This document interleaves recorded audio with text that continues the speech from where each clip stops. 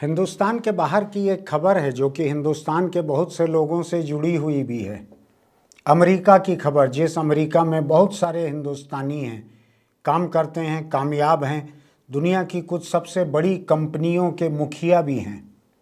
जैसे गूगल के मुखिया हैं सुंदर पिचाई, ऐसे बहुत सारे लोग हैं वहाँ पर। तो हिंदुस्तान और अमेरिका बहुत जुड़े हुए हैं आपस में।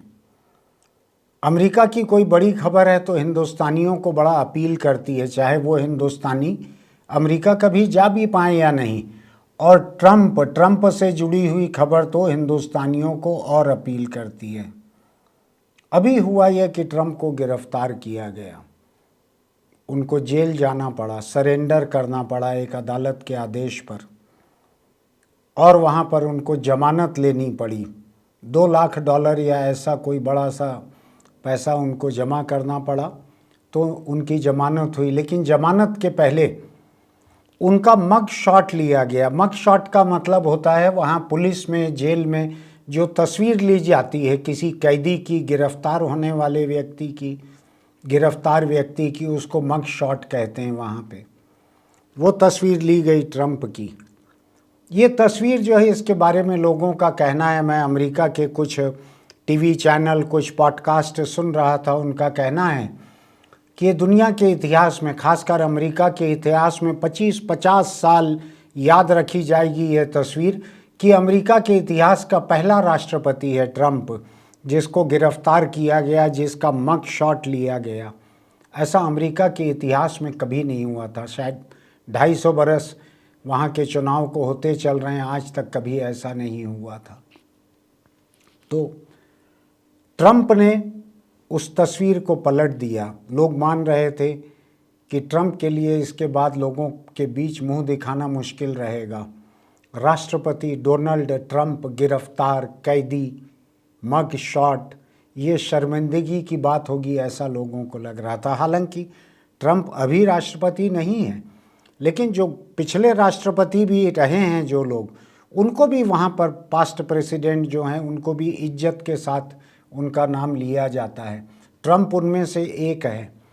और अगले राष्ट्रपति चुनाव में अपनी दावेदारी ट्रंप ने अपनी पार्टी के भीतर फेंक दी है, मैदान में, रिंग में डाल दी है। और पार्टी के भीतर जो नाम चल रहे हैं, विचार जिन नामों पे चल रहा है, उनमें ट्रंप अभी बाकी तमाम 11 लोगों से आगे चल रहे हैं। तो ट्रंप का अगला उम्मीदवार बनना, इसकी संभावना बहुत ज़्यादा बतलाई जा रही है। इसलिए ट्रंप के नाम की वहाँ पर बड़ी न्यूज़ वैल्यू है। अब ये देखकर मुझको लगता है कि ट्रंप, जिसकी हरकतें घटिया, जो कई तरह के जुर्म में फंसा हुआ है, कई तरह के मुकदमे उसके ऊपर चल रहे हैं, कम से कम 4 क्रिमिनल केसेस चल रहे हैं। एक मामला तो ये चल रहा है कि चुनाव हारने के बाद उसने अपने एक प्रदेश के, अपनी पार्टी के गवर्नर पे दबाव डाला कि वोटों की हेराफेरी करके उसको जिताया जाए। यही मामला है जिसमें अभी गिरफ्तारी हुई है। ट्रंप ने इसके अलावा अमेरिकी संसद पर ट्रंप समर्थकों ने जो हमले किए थे, ट्रंप ने उनको उकसाया और भड़काया था। राष्ट्रपति थे उस समय वो खुद, और ट्रंप के सहयोगी ने जब उनको कहा कि आपको अपील करनी चाहिए इन समर्थकों से कि वो हमला न करें संसद पर, तो नहीं सुना उनको ट्रंप ने। उसकी जो संसदीय सुनवाई चल रही है उस हमले की, उसमें ट्रंप के उस वक्त के जो सहयोगी थे व्हाइट हाउस में, उन्होंने गवाही दी है कि ट्रंप ने उनकी बात नहीं सुनी।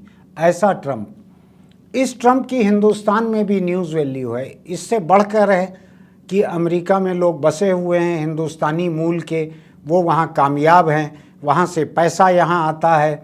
हिंदुस्तानियों के सपनों का विदेश जो है वो केवल अमेरिका है। इन सब से परे भी एक बात है, ट्रंप के हिंदुस्तानी प्रधानमंत्री नरेंद्र मोदी के साथ बड़े गहरे संबंध हैं। आपको ध्यान होगा कि ट्रंप का पिछला चुनाव जब हुआ, वहाँ पर 5 साल के लिए चुनाव नहीं होता, 4 साल के लिए होता है। ट्रंप का पिछला चुनाव जब हुआ, उसके ठीक पहले वो हिंदुस्तान आए और अहमदाबाद गए, सिर्फ अहमदाबाद गए, क्योंकि अमेरिका में गुजराती बड़ी संख्या में बसे हुए हैं। भारतवंशियों के बीच गुजरातियों की संख्या बड़ी है, वो कारोबारी हैं, दुकानदार हैं, वो मोटल चलाते हैं, जिनको वहाँ पे पटेल लोग जो मोटल चलाते हैं इसलिए उनको मोटल की जगह पोटेल बोला जाता है, इतने गुजराती हैं।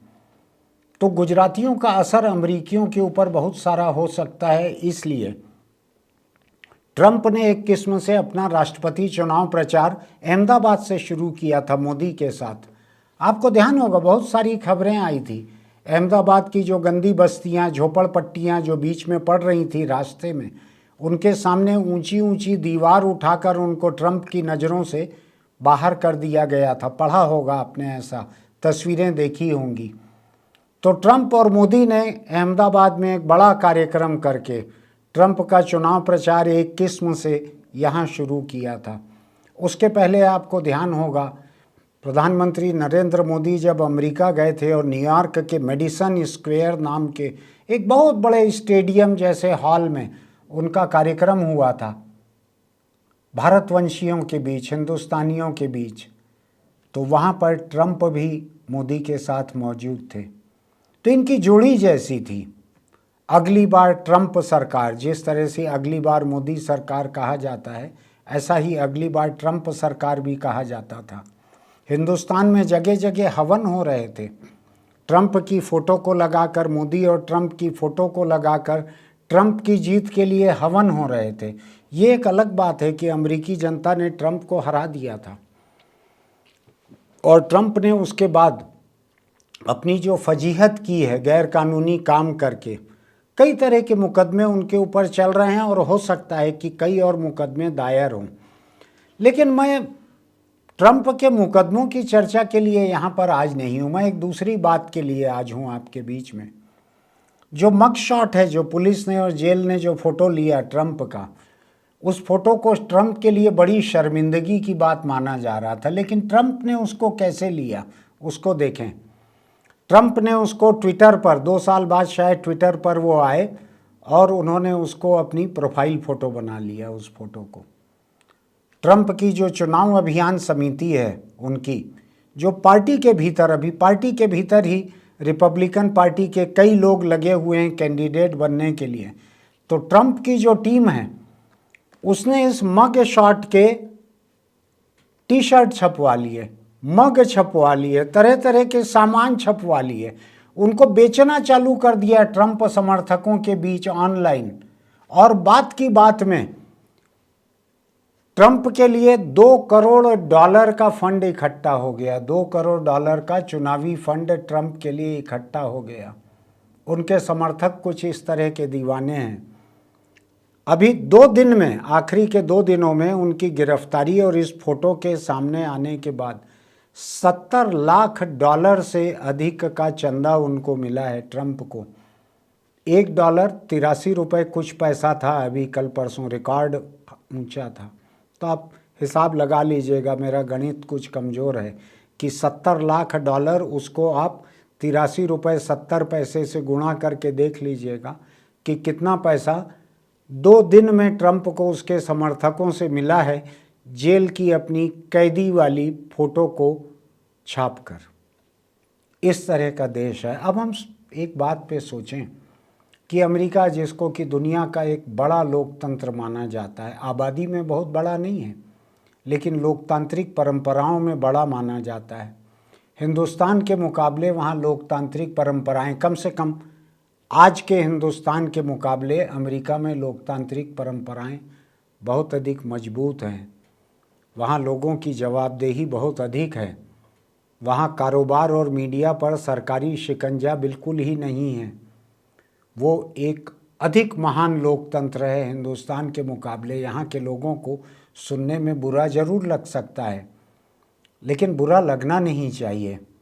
जो मेरिट में टॉप पर नहीं है उनको भी ज़िंदा रहने का हक तो रहता है, उनको भी आगे पढ़ने का हक रहता है।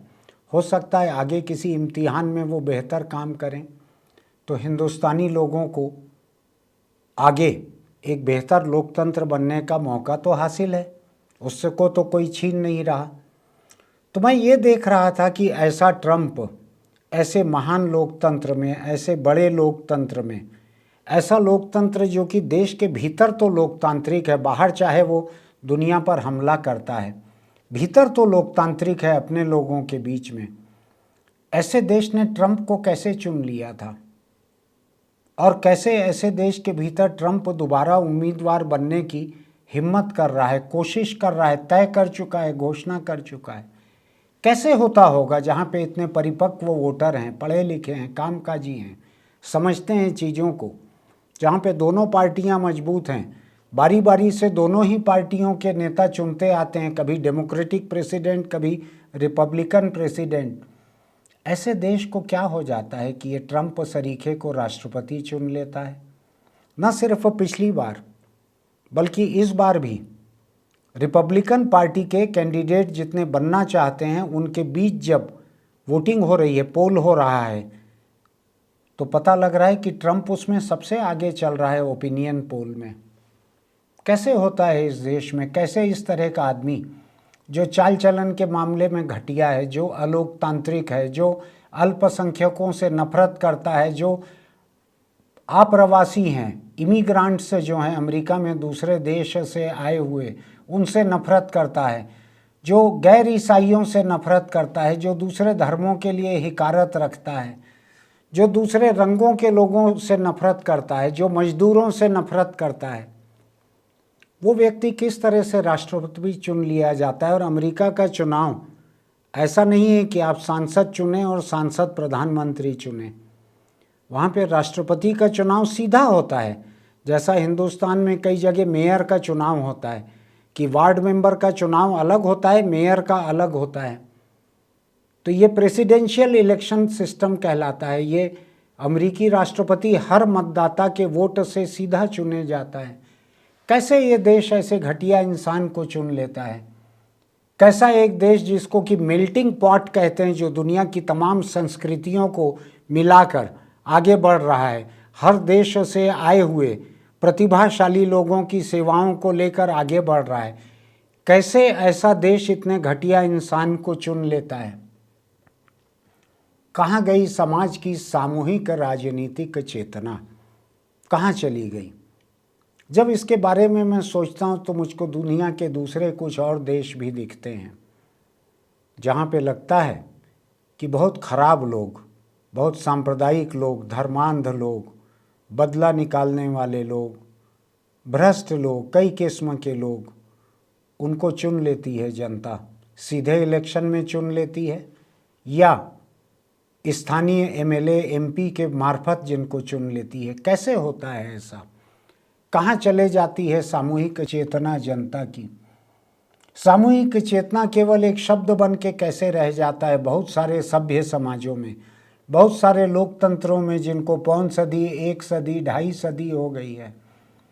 वहाँ पे कैसे ऐसे लोग चुन लिए जाते हैं? क्या सचमुच ही कोई सामूहिक चेतना होती है, सामूहिक राजनीतिक चेतना होती है कुछ? अगर ऐसी कोई चेतना होती तो देश के लोग इतनी बड़ी संख्या में इतने घटिया लोगों को कैसे चुन लेते, या ऐसी पार्टियों को कैसे चुन लेते जिनका कि ट्रैक रिकॉर्ड जुर्म का है, भरा हुआ है जुर्म से? उनको कैसे चुन लेते? कैसे जो भ्रष्ट लोग हैं, कैसे जो मुजरिम लोग हैं, कैसे जो सांप्रदायिक लोग हैं, उनको कैसे चुन लेते हैं लोग? ये मैं छत्तीसगढ़ चुनाव की चर्चा नहीं कर रहा हूँ, लेकिन मैं ये सोच रहा हूँ कि लोगों की राजनीतिक चेतना कहाँ चली जाती है। और इनमें से वो तमाम लोग नहीं हैं वोटर जो कि पैसा खाकर, दारू लेकर, कंबल लेकर, साड़ी लेकर वोट दे देते हैं। उनसे परे भी वोटर हैं। अमेरिका में तो तकरीबन तमाम लोग ऐसे संपन्न हैं कि वहाँ कोई किसी को साड़ी, चप्पल, जूता, दारू देने की सोच भी नहीं सकते। वहाँ तो आम लोग भी अपनी पार्टी के कैंडिडेट को पैसा देते हैं, उससे लेते नहीं हैं। क्या हो जाता है सामूहिक चेतना का, लोकतंत्र की समझ का क्या हो जाता है? ऐसा लगता है कि दुनिया में लोकतंत्र जितनी भी जगहों पर हैं, लोकतंत्र और संविधान के ऊपर एक धर्मांधता हावी होते चले जाती है। ट्रंप ने अमेरिका में वही किया। ट्रंप ने अमेरिका में चर्च के जो सबसे कट्टर नियम थे, उन नियमों को बढ़ावा दिया, उस संस्कृति को बढ़ावा दिया जिसको चर्च लंबे समय से चाहता था।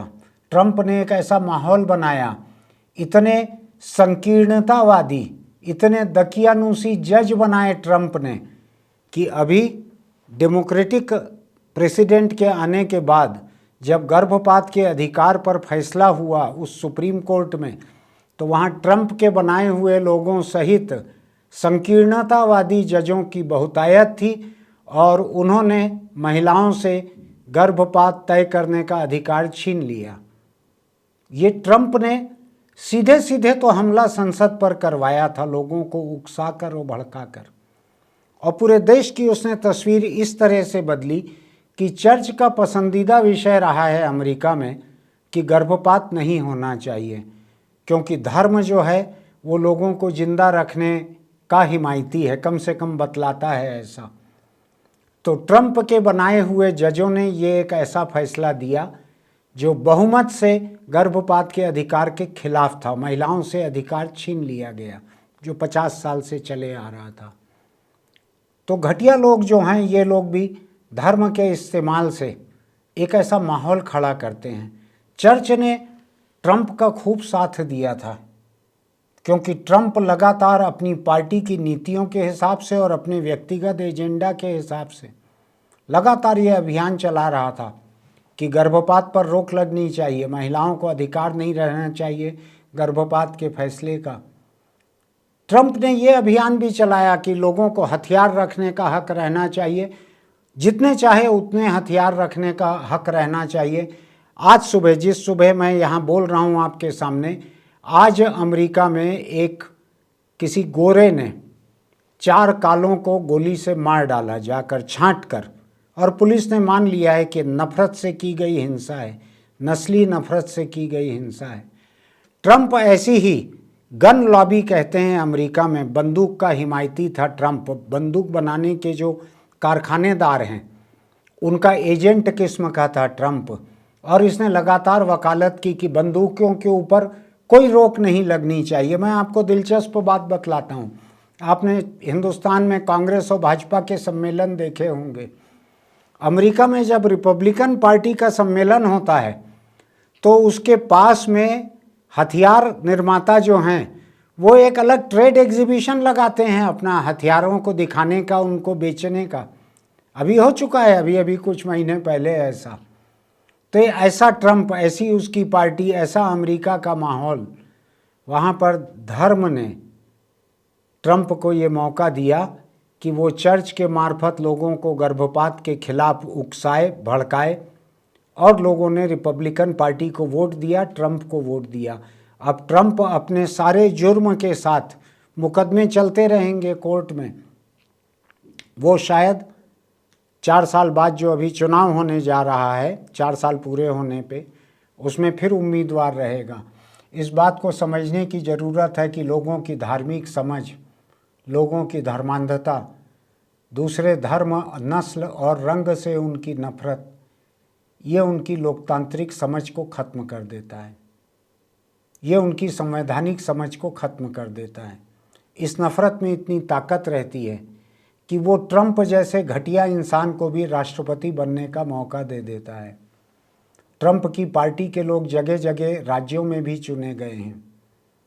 तो ये पार्टी जो है ये इसी तरह के धर्मांध, दकियानूसी, महिला विरोधी, सांप्रदायिक, नस्ल भेदी, जो प्रवासी हैं वहाँ के इमिग्रांट, उनके विरोधी, गरीबों के विरोधी, अभिव्यक्ति की स्वतंत्रता के खिलाफ, निजता के अधिकार के खिलाफ, इस किस्म की पार्टी, इस किस्म के नेता ये लोकतंत्र में, संविधान के ऊपर, लोकतांत्रिक समझ के ऊपर हावी हो जाते हैं और जीत के आ जाते हैं। ये खतरा केवल अमेरिका पे नहीं है, ये खतरा दुनिया के बहुत सारे देशों पे रहता है। जो देश अपने आप को लोकतांत्रिक बनाए रखना चाहते हैं उनको ये सोचना चाहिए कि अपने समाज को, वोटरों के अपने एक बड़े हिस्से को किस तरह से वो ऐसे खतरे से दूर रख सकते हैं। दुनिया के तमाम लोकतंत्रों को इससे एक समझ लेने की ज़रूरत है कि जब लोग धर्मांध होते हैं, धार्मिक कट्टर होते हैं, महिला विरोधी होते हैं, किसी दूसरी जाति, धर्म या नस्ल के खिलाफ हो जाते हैं, तो उनकी लोकतांत्रिक समझ कुंद हो जाती है। उनके लिए कोई राजनीतिक चेतना नहीं रह जाती। इसलिए ट्रंप का मामला एक सबक है कि अगर नेता मुजरिम भी हो जाए तो उसकी जेल की कैदी वाली तस्वीर को भी लोग खरीदते हैं और उसको पैसों से भर देते हैं। उसका दूसरा चुनावी अभियान पैसों से भर देते हैं। जो दुनिया का सबसे पुराना, सबसे बड़ा, सबसे ताकतवर लोकतंत्र है, उसका ये हाल है। वहाँ पे लोगों की समझ का ये हाल है। बाकी लोगों को भी अपने अपने देश के बारे में समझना चाहिए। फिर मिलते हैं। अगर आपको हमारे वीडियो अच्छे लगते हैं तो आप इसको सब्सक्राइब कीजिए, नोटिफिकेशन की बटन दबाइए ताकि आपको खबर मिलती रहे। इसको लाइक भी कीजिए और नीचे टिप्पणी लिखेंगे तो हमको उससे बहुत कुछ सीखने समझने का मौका मिलेगा। और हाँ, अगर आप दोपहिया चलाते हैं तो हेलमेट लगाना मत भूलिए। चौपहिए में बैठते हैं तो आप सीट बेल्ट लगा कर रखिए। किसी हादसे की हालत में यही बातें आपकी ज़िंदगी बचा सकती हैं। एक आखिरी बात आज की, अगर आप तंबाकू खाते हैं या सिगरेट बीड़ी पीते हैं तो इनको छोड़ दीजिए। कैंसर आपको नहीं छोड़ेगा। कैंसर पूरे परिवार को खा जाता है। परिवार का सुख, चैन, कमाई, घर बार, संपत्ति सबको खा जाता है। सावधान रहिए। फिर मिलेंगे। YouTube के हमारे खास कार्यक्रम रूबरू के जरिए हम लगातार छत्तीसगढ़ के सांसदों, विधायकों से सवाल पूछ रहे हैं, उनके चुनावी क्षेत्र का जायजा ले रहे हैं। अगर आप भी चाहते हैं कि आपके क्षेत्र के सांसद, विधायक या उनसे जुड़ी पार्टी तक आप अपने सवाल पहुंचाएं, तो इसके लिए हमने एक खास नंबर की व्यवस्था की है। आप अपने सवाल हमें 6269626929 पर भेज सकते हैं। आप चाहें तो अपने सवाल हमें टाइप करके भेज सकते हैं, वॉइस मैसेज के ज़रिए भेज सकते हैं, या अपना वीडियो बनाकर भी आप अपने सवाल हम तक पहुंचा सकते हैं।